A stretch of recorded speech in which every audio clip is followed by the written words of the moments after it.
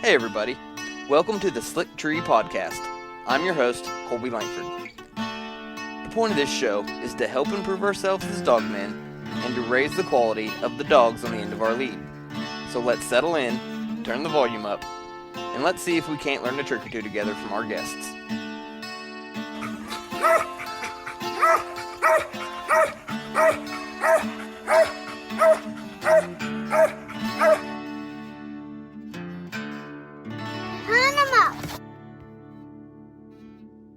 Hey everybody, you are listening to the Slick Tree Podcast. I'm your host, Colby Langford, and today we are sitting here at the LBK cabin. I guess, Bart, what do you call this place? Well, this is LBK South, I guess we could say. LBK South. Home away from home. Mm-hmm. It's a nice place. I thank you for inviting me down and letting me come hang out. Absolutely. I'm just gonna work my way around the table here just so that everybody knows who all's in here. Got Joe Walker sitting across from me. Hello. And then Mike Rush next Hello. to him. And got Gary Mitchell over on the other side of the table from me. Hello. And Chris Spruell. That's right. Then Bart Williams sitting next to me. Hey, how are y'all? Then we got Blake Jones over there hiding on the couch. That's right. We'll get him in here in a Hi, minute. Blake. Yeah. Well, I didn't plan a whole lot about what we're going to talk about. I know there's about as much dog knowledge in this room as I've ever been around, so I figured something probably come up to talk about. But Well, tell them how it started, really. Everybody wants to know where LBK stands for. It's Lost Bottoms Kennel, but Gary and Joe can tell you how that came about. Well, there used to be an old road that dead end, and it was some really nice woods. And back in the day, Gary and I'd end up down there late in the season and always have good hunts, and it would just like save the season nearly when things would get rough late. And somehow we just always ended up hunting off down there and come up with that name. Yeah, on the Garmin maps it showed Lost Bottoms is what it was called, and we finally figured out we needed a kennel name. Everybody else had kennel names around, so we come up with Lost Bottoms off that map because we always hunted that area. So that, my wife lived right up above the hill before she was my wife, so that's a good reason for me to hang out there too. So. That's right. That's right. about when was that? Oh lordy, that's 90? No, not 90s. Now you're counting back to Pete. Oh yeah, if we went on back to Pete, that would be That on was back probably there. 93, 4. Yeah, we come up with Lost Bottoms when Chomp and Buckeye started, so that was on up. well, they about 16 years ago now. Mm-hmm. Yeah, Yep. so about 16 years Maybe ago. a couple more. Yeah, about 2009 or 10, something like that. Well, about right. Yeah. The big part of that was that road. I was in a deer club that had access to a certain amount of it, and Gary's wife had family that had access to part of that road down through there, and not just everybody could roll up and down this road. So when we went down there together, we could hunt the whole place nearly. It was another aspect of the whole thing. Later they come in there and logged it, and it truly was a Lost Bottoms. It was. Ruined it, but it was Lost Bottoms for sure. Yeah. Guys, mind telling me a little bit more about the dogs you were hunting then? Oh, back in the day, we were hunting. We had old Pete started out. Pete he straight out of Streak Yep. and something. And Smith's Brownie. Smith's Brownie. We hunted that. That was called that the super dog. That was smart dog. Day and night. Day and night dog. Yeah. We benchmarked everything against him since then. Yeah. Sure enough. We didn't know what we had till he was gone. Yeah, that's sure enough. We had Smoking Sally was one of them I had. I was trying to think what she was out of. Rose. Smoking Rose and Dagger.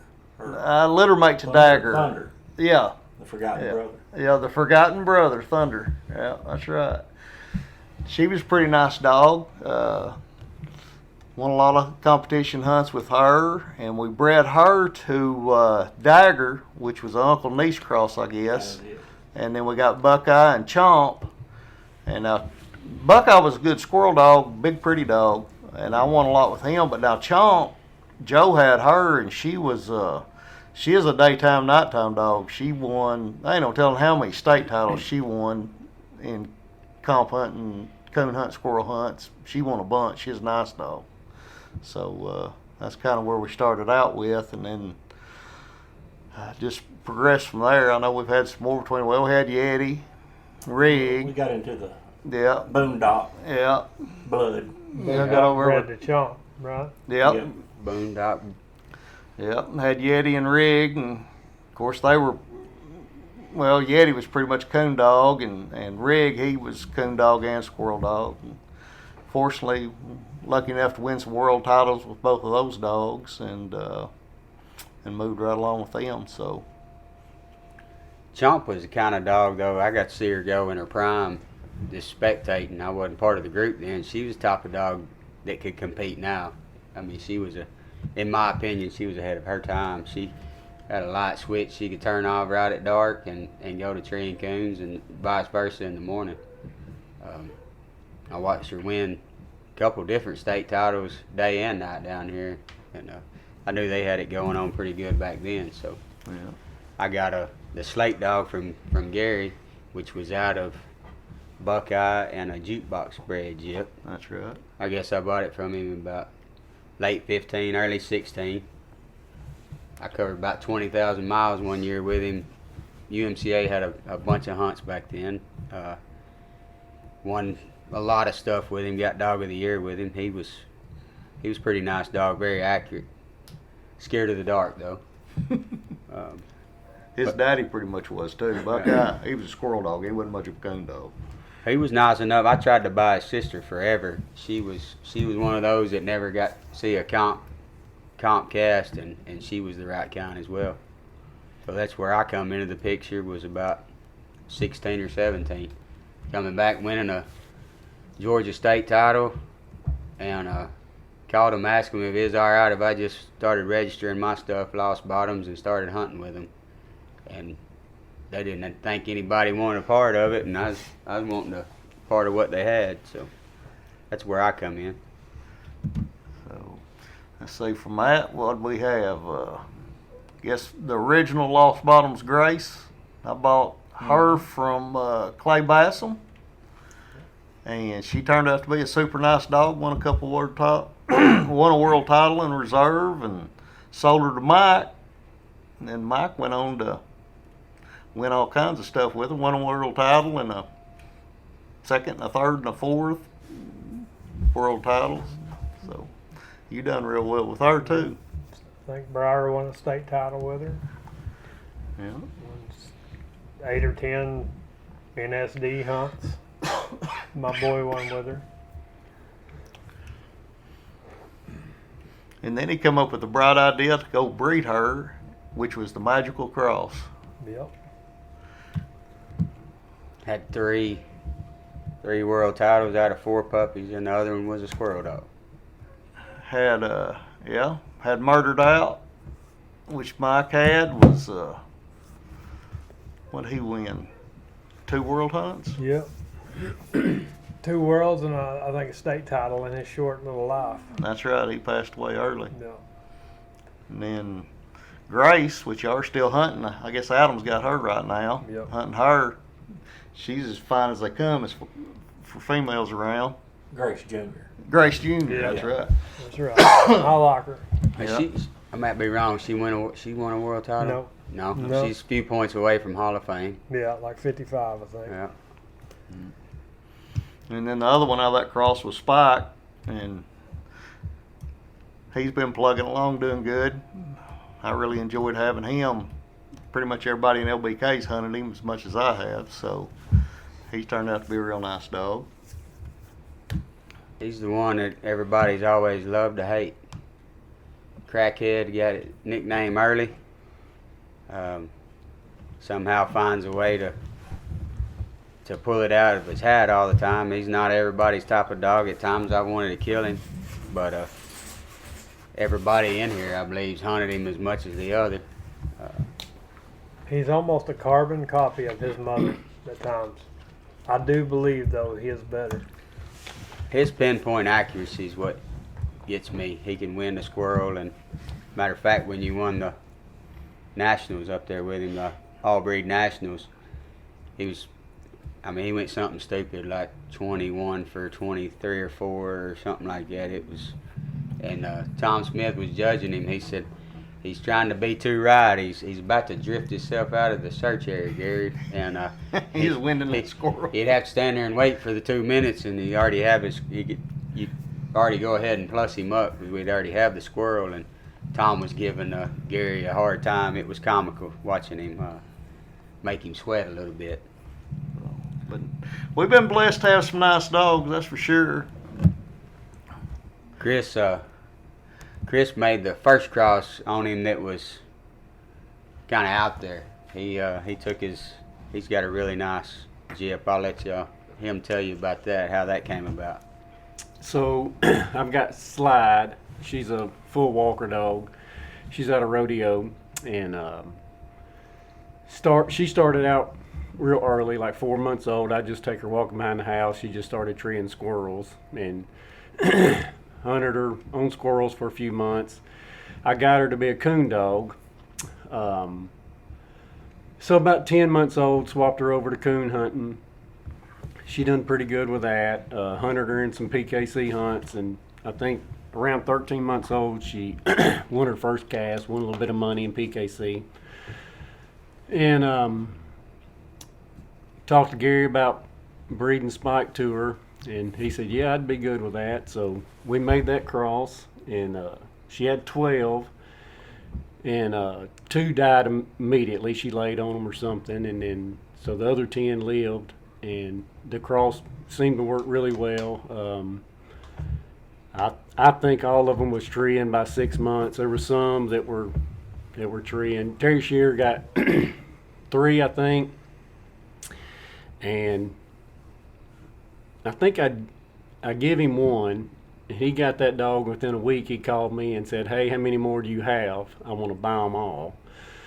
So I sold him 2 more, and he said, they were just really easy to get treeing and all that. And they were really young then. I mean, they were like 4.5 months old, 4. Yeah, I mean, it was crazy. They shouldn't be doing stuff like that. So, and it was hard to get rid of 10 puppies because nobody knew anything about Slide or whatever, and Spike hadn't been bred much at all at that point. So, I gave some pups away to people that I knew would hunt them and things like that, and sold 3 or 4. And eventually, it just come out that all of them started treeing real early, and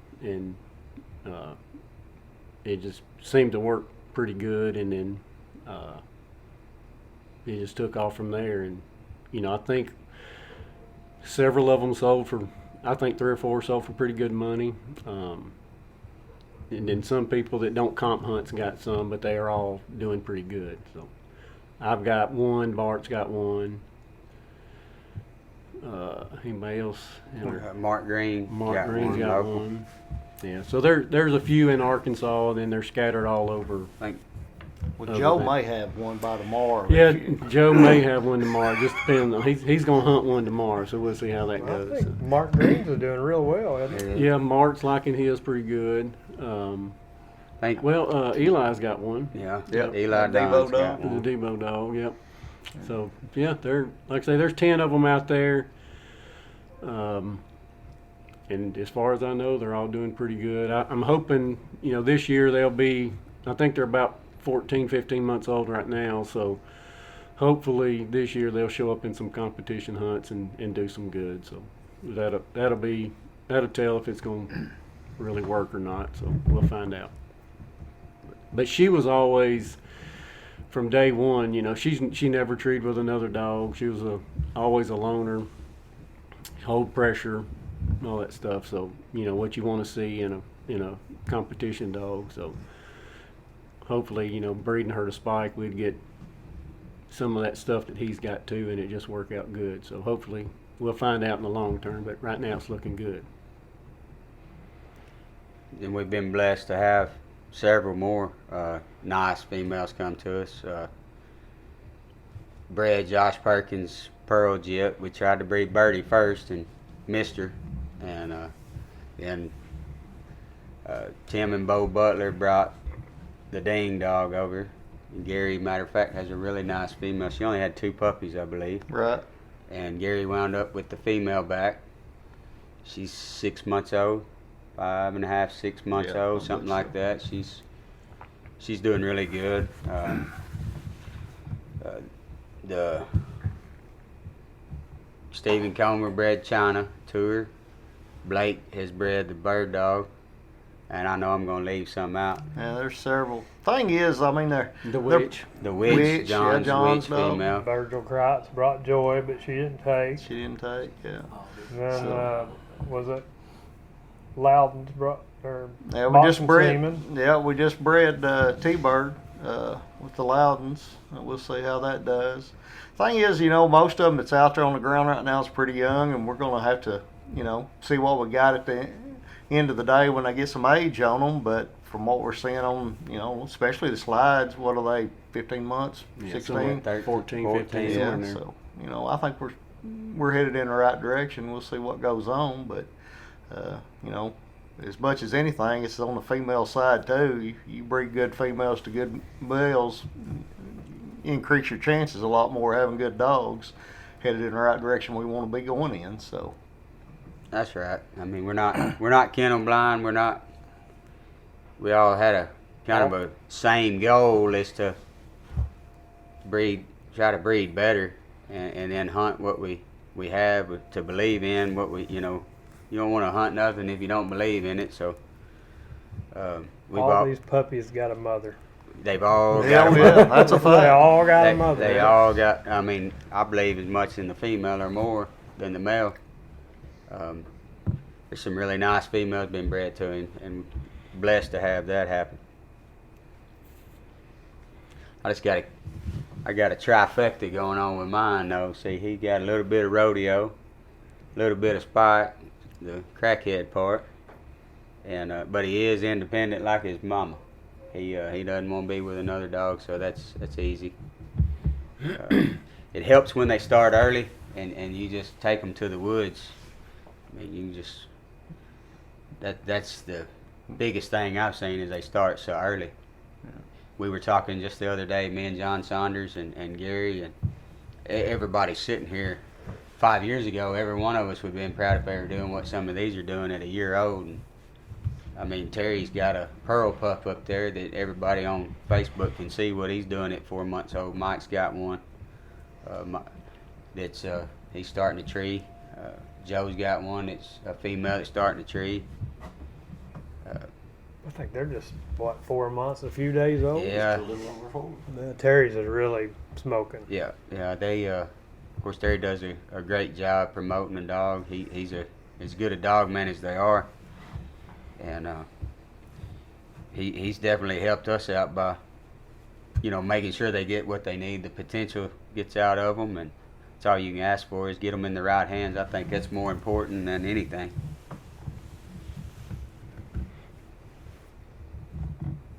Questions? I forgot I was in here. This is Joe Walker. He's now doing the podcast. Continue on, Joe. All right, so I had a question. So how close do y'all live together? It seems like you hunt together quite a bit. Is there much traveling involved in that? Well, There is. Joe and Bart and myself, we all live right there close to each other in the same town. Mike, he's over in East Arkansas West Arkansas. or West I'm Arkansas. 2 excuse me. hours from them. Yeah. I'm And- 3 hours from them. Yeah. And Chris, he's south of us a little ways, hour and a half or so right now. So, Dee and I live an hour from each other. yeah. But the good thing is, so, we're in Bisco right now. So, in Gary and them's got a place in DeVos Bluff, and Bart and I's got a place in Bisco. So, when hunting's right this time of year, we're over here quite a bit, and we're all within just a couple of miles of each other. So we can hunt a lot, like we're setting up for competition hunts and things like that. And you know, when you're hunting the young dogs, we may not hunt them like competition hunts, but like tomorrow, we're gonna hunt in a competition hunt, and Joe's old and he can't hear anymore, so he doesn't competition hunt. So he's gonna take some of our young dogs and go hunt those while we go hunt in the comp hunt. So Everybody's got a place. yeah, So yeah, it's like this morning when we went out. You know, we had Sugar Free and Spike and Bart's Red Dog, and we kind of set it up like a comp hunt and worked on dogs and trained, and then moved on to pups. You know, hunting something different. A lot of people doesn't realize how important that is. It is, you know, and several people don't have that opportunity. I've talked to Donnie McCurdy and guys that's well-known dog men that's got as nice of stuff, probably nicer than what we hunt every day. If they had the same opportunity we have, you know, I think a lot of people fight against each other more than try to help them, and that's how, you know, Blake, I've invited him over a few times. I mean, if other people's working and he's off, he doesn't have anybody to hunt with, come over and hunt. You know, I talked to you a few months ago, come over and hunt with us. It's hard for you to work on your dog by yourself. It is. It's very hard. And there's not much of it around. Yeah. No. Yeah. Our pleasure hunt is a comp hunt. yeah. That's how And we do keep score. Absolutely. Absolutely. And Gary will cut loose one more time just to one up you. Hey, there's always a minute left in the hunt. If I'm behind, I get to cut loose one more Now time. the morning that Slide, I was hunting Ace then. I forgot about Ace. I'd bought that dog back. We're hunting Ace and Spike, getting them ready for a comp hunt, going out of town. Slide was 5.5 months old. He's like, y'all care if I tag along? No, come on.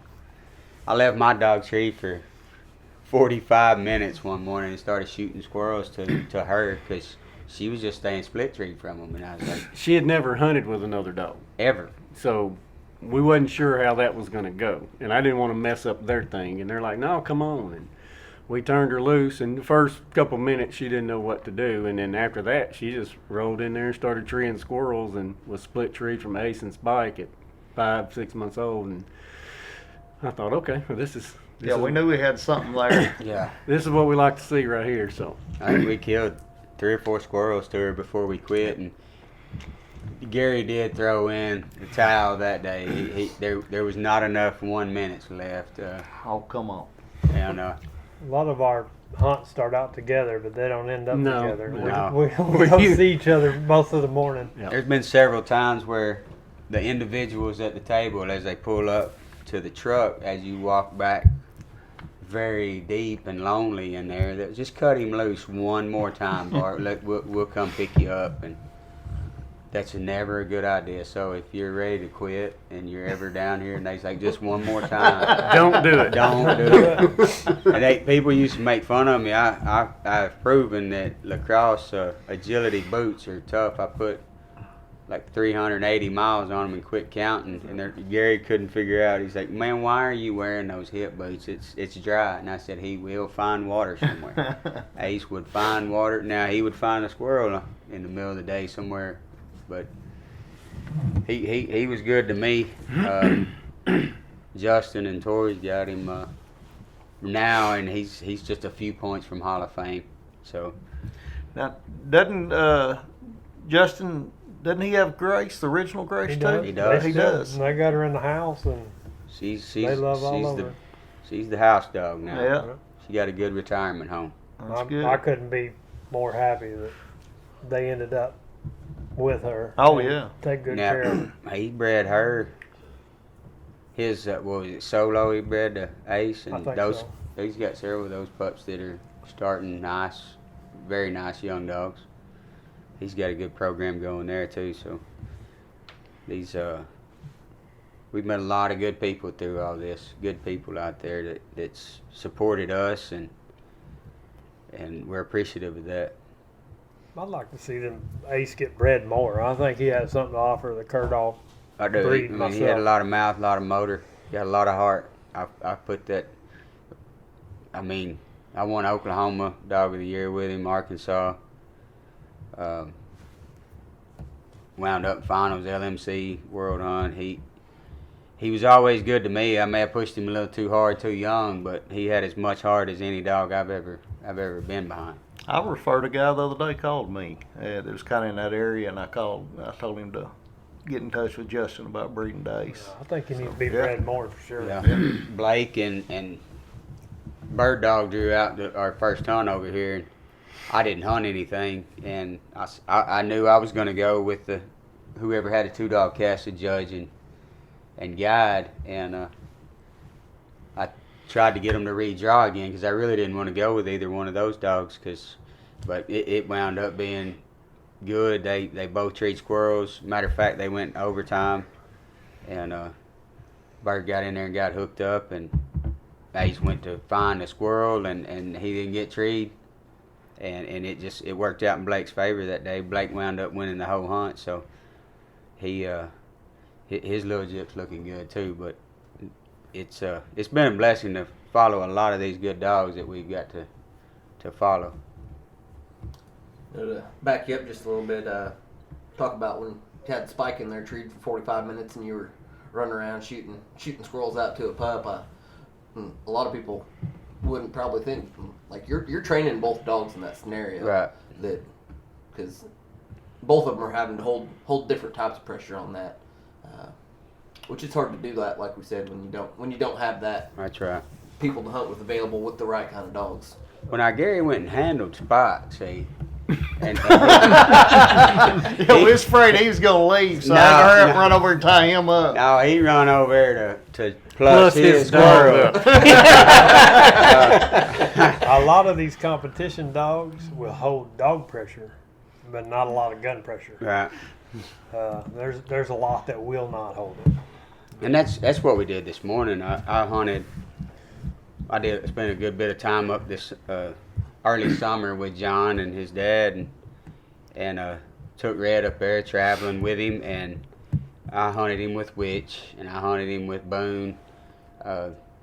John's dad has a nice young Walker female, and I had never got to hunt him with nothing like that. Just a drop or two, and today was the first. I've hunted him with the Bird Dog. I've hunted him with about everything here in the room, and today was like the first time I ever set him up for a cast scenario with 2 dogs that'll go get treed and have a squirrel, and both of those dogs got treed pretty quick.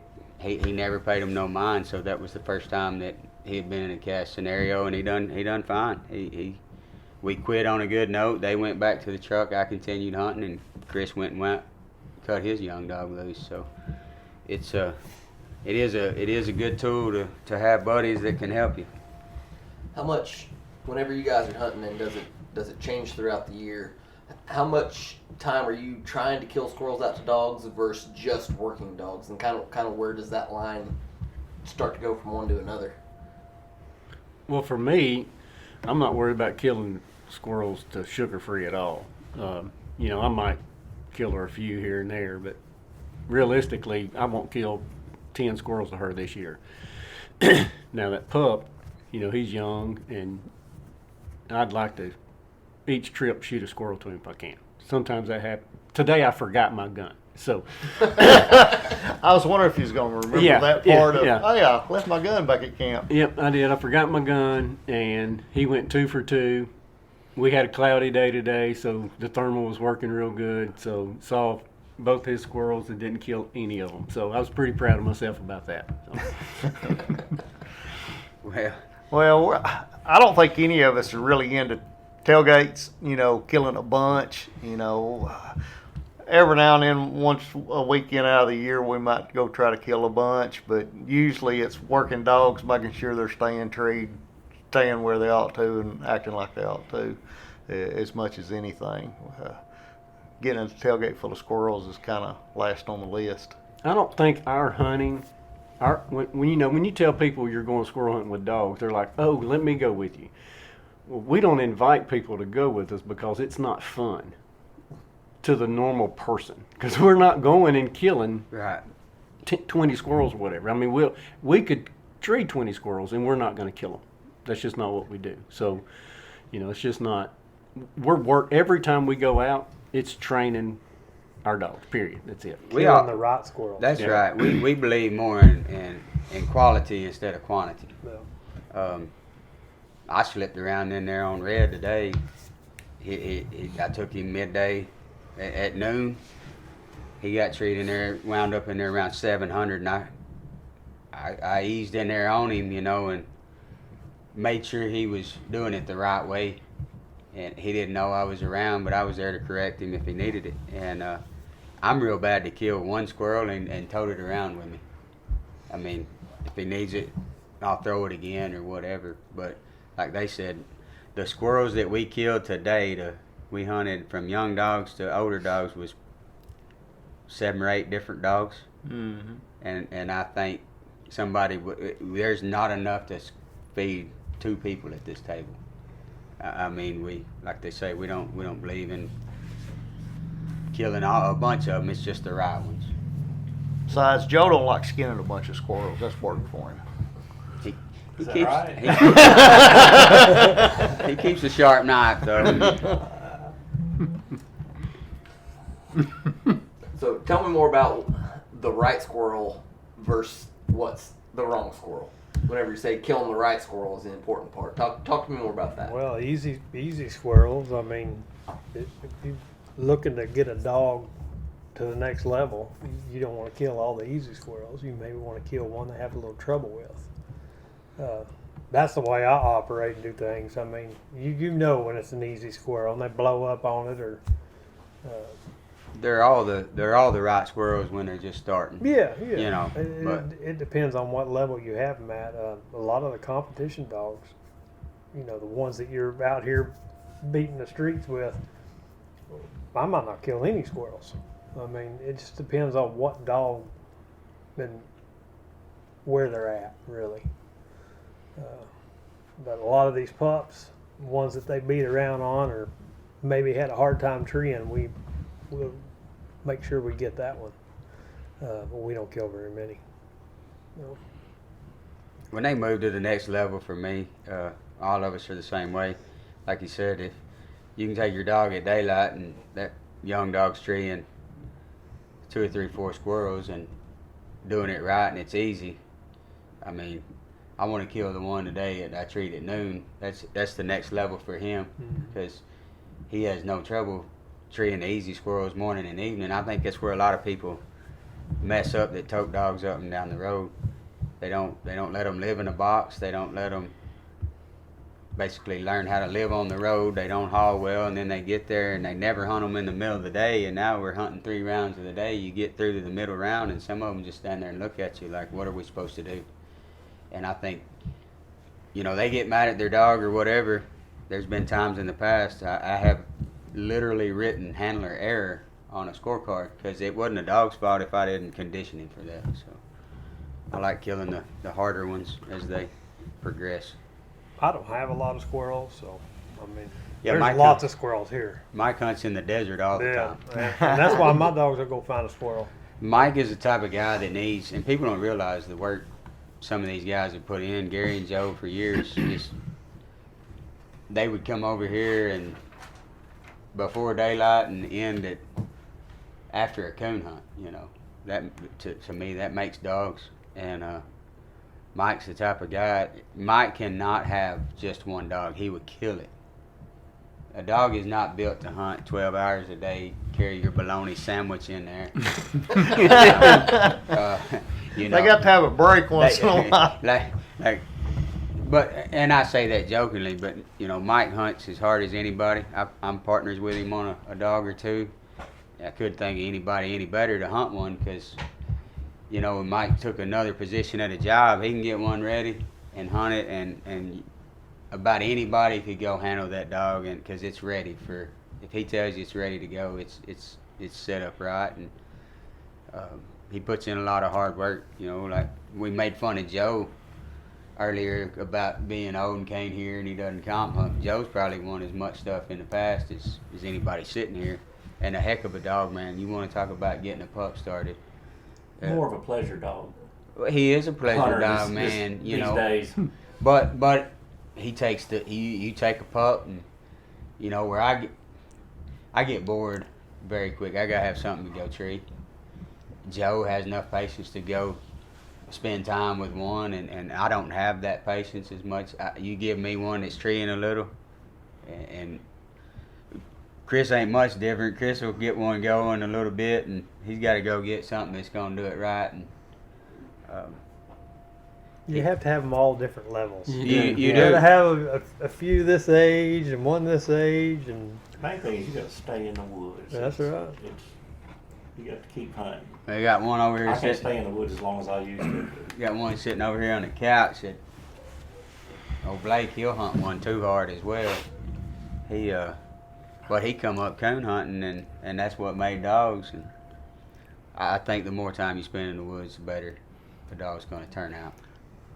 But now you've got to have a nap midday, though. I mean, you can't just hunt all day long. So when you I've say been a hearing a lot nap, about naps since I got down so when you say nap, I mean, what's a typical nap? What are we looking at? Well, for most people, a typical nap would be like an hour, Okay, you know, all right. something like So that. that's what's happening.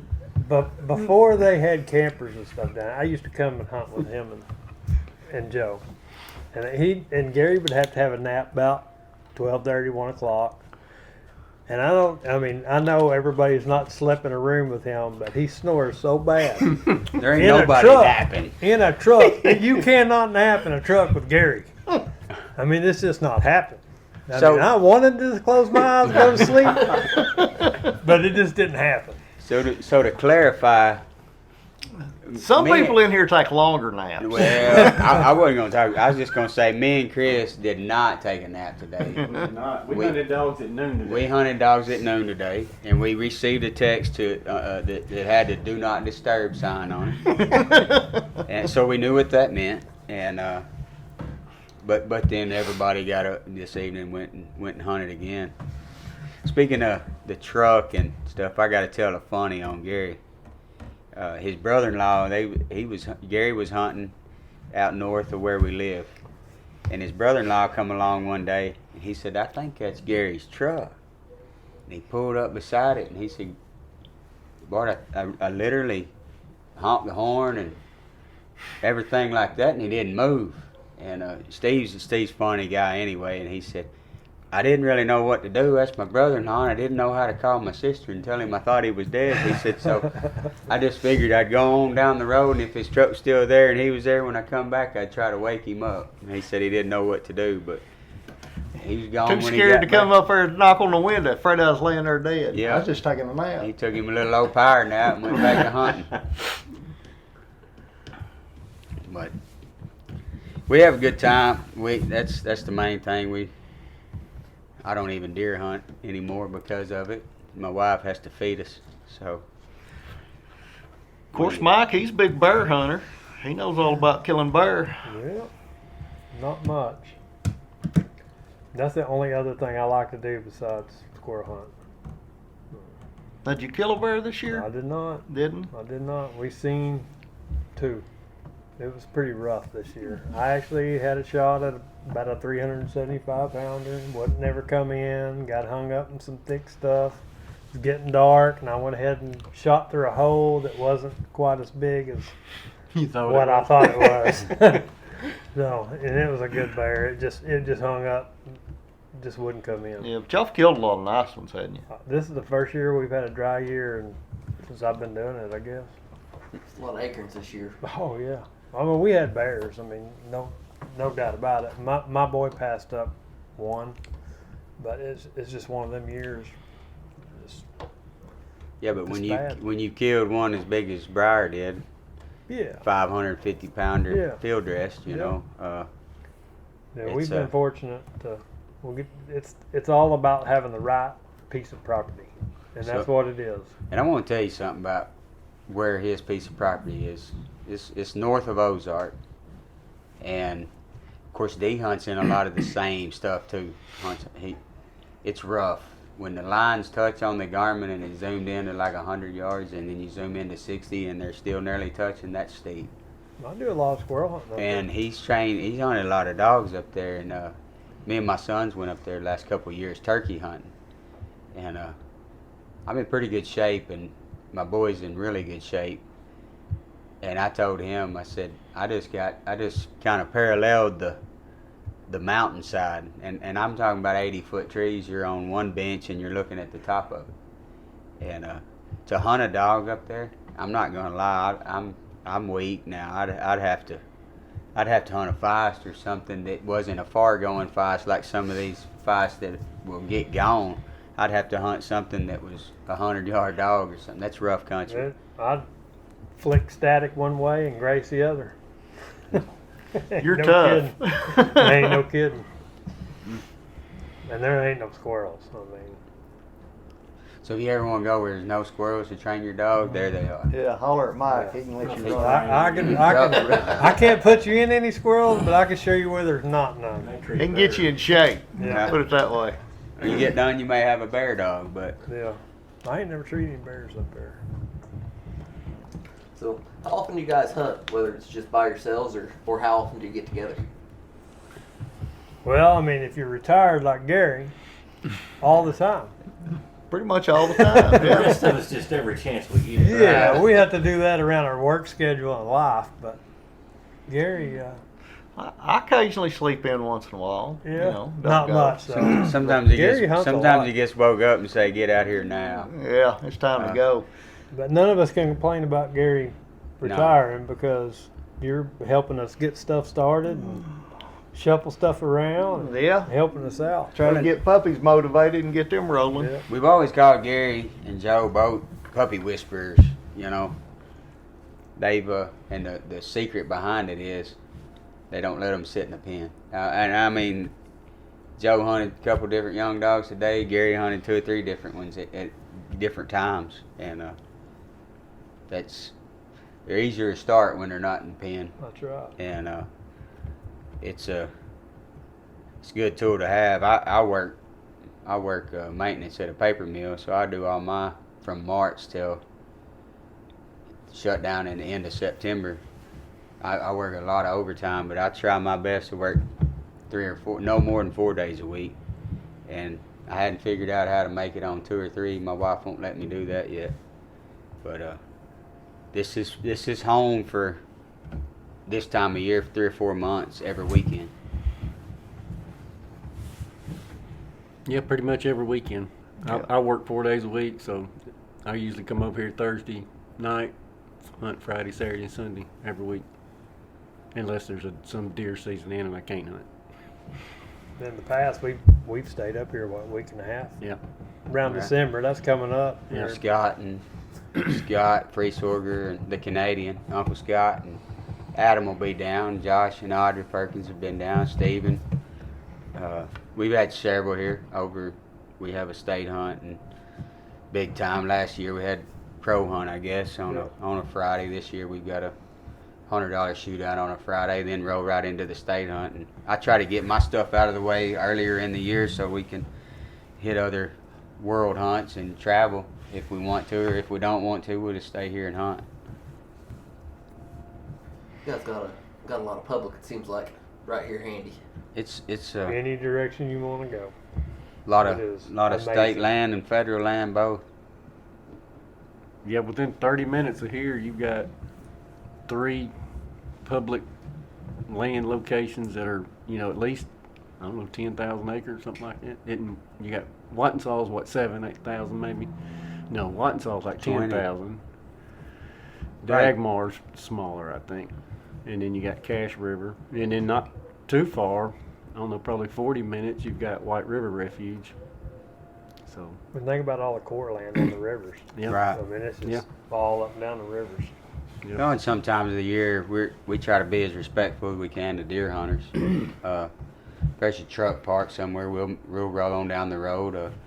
The bicycles, have changed things a lot. You get 2 or 3 miles away from them, they rode a couple miles in there. We try to ease out, try to keep dogs off of private ground for sure. We've had really good luck until last year with deer hunters. Yeah, we had We've had one. really good luck. Yeah, we've been blessed. I've had people come up to a hunt before and ask where we were going to be. It was early season, and I'm like, not where y'all are at, and they're like, no, we know your dogs are not going to run deer. We Yeah.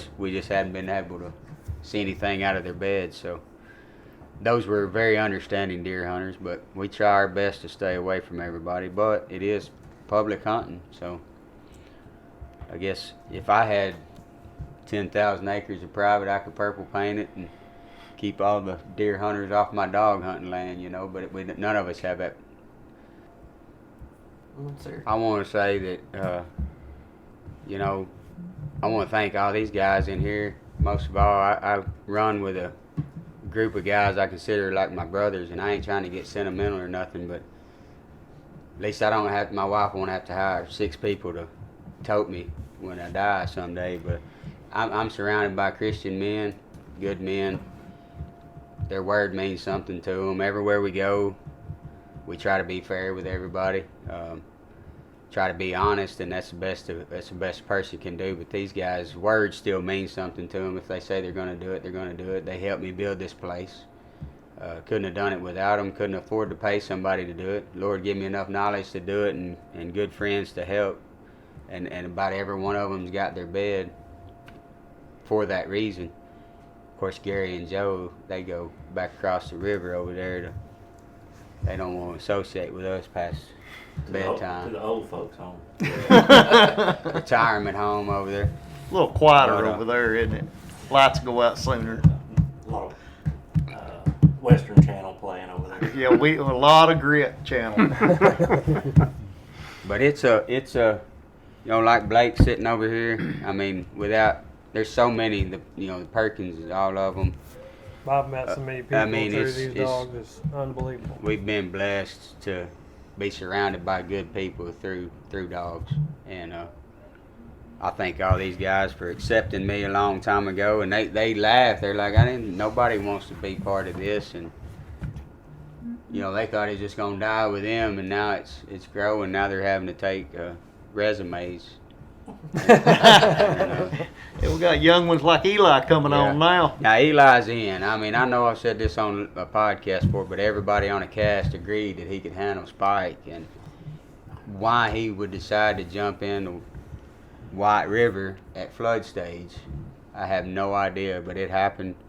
The guy said, "Yeah, we don't care who handles him, just somebody handle him." And I'm stripping down to bail in, and Eli said the deciding factor was him. He looked, and the truck was a couple hundred yards over. He could still see it, and he knew I had an hour and 10 minutes left of that monsoon rain. He said, "If I can jump in and get that dog and save him and go to the truck, I'm thrilled to do that." But let's just say he's got a key down here anytime he wants it. And, you know, most people is not even going to think about doing that, but that's the kind of people that we associate with, and like without the dogs, we wouldn't even know. So,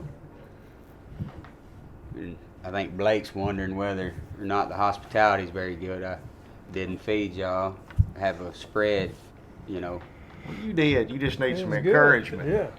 Joe That's and good. them told me I was slacking, so I got in here and whooped them up something to eat. That's good too. We're all It good was now, good. though. Blake, Yeah. you got any comments? Old bird dog? I don't. She's sorry.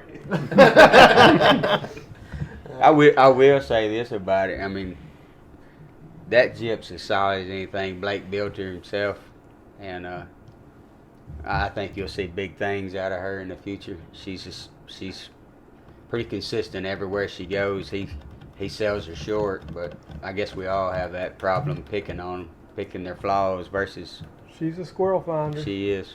I drew him twice last year. I was hunting Black Betty. He came over here with Bird Dog, and I drew him twice. He beat me twice.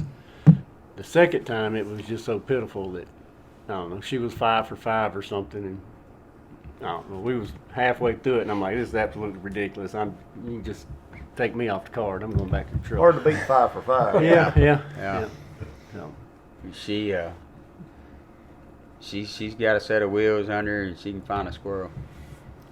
You guys have all kind of touched on it here and there, but what's the future look like for LBK? Got any comments on that? Hopefully live long. No. But, try to keep breeding and producing good squirrel dogs. Having fun hanging out here, I'd say. Not hunt jump. Not hunt junk. That's a No, fact yeah, right I there. want to hunt good stuff. Well, I've got Slide. I'm gonna probably breed her again. I just bred her to Rackham Willie.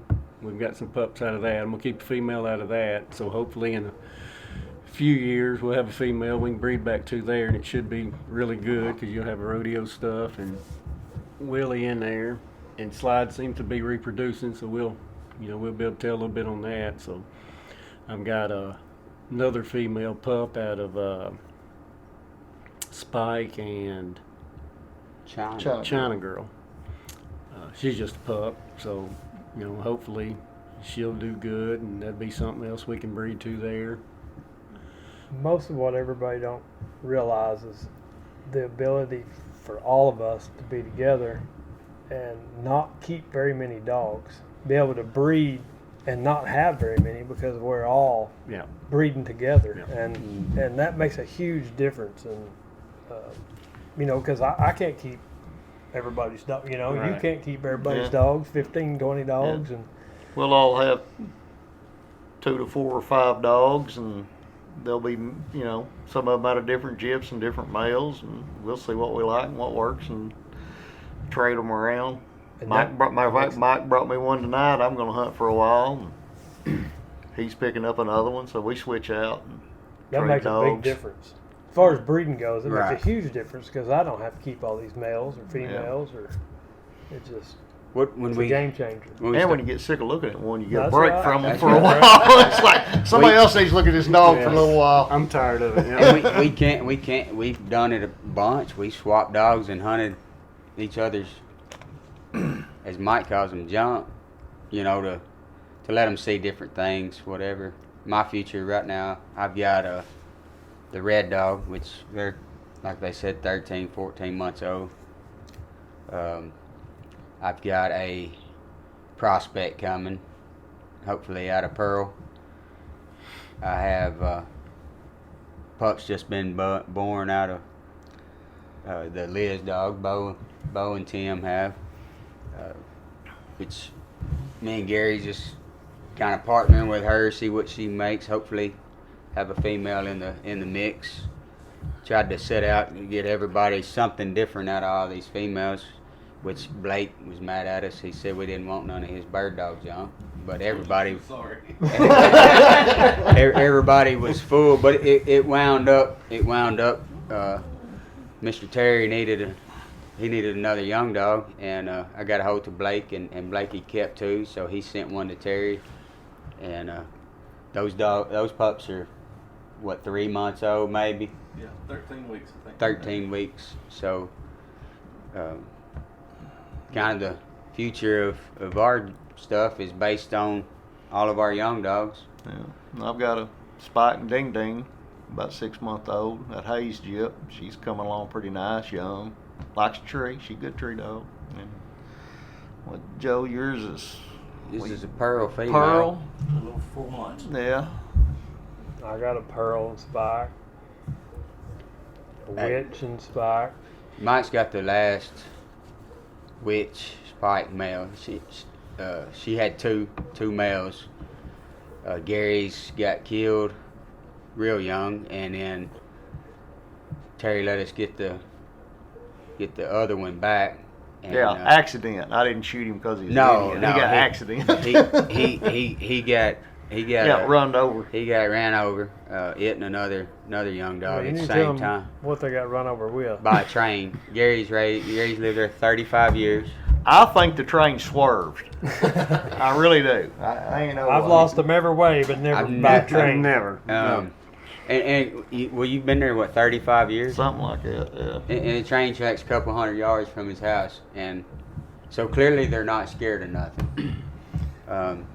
But in fluke deal, Mr. Terry let us get that one back. Mike is gonna take ownership of it and come on with it. John's had it up there for a little bit, and we've got them scattered out everywhere. So our futures will either look really smart about a year from now or look really dumb. We're gonna sink or swim. Yeah. There you go.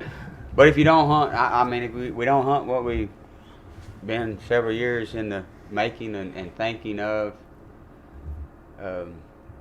I mean, who are you if you're not going to believe in what you produce? So, me and Mike's been wanting to go off the dark side for a long time. Chris was already there, and Gary and Joe still going to breed. They're holding out. They got to breed the LMC stuff to make that part of it work. I think you got to have the right.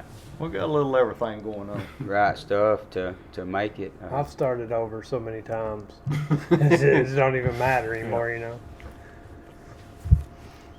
So, Well, guys, I sure appreciate you agreeing to do this. well, we're sorry it wasn't very formal, but kind of spur of the moment. But I'm glad we got to do it. I appreciate the time. You bet. Yeah, thank you. All right, everybody, take care and keep wearing out that boot leather. We'll do it. I just want to give everyone that's listening a sincere thank you. Getting this podcast going has been a project.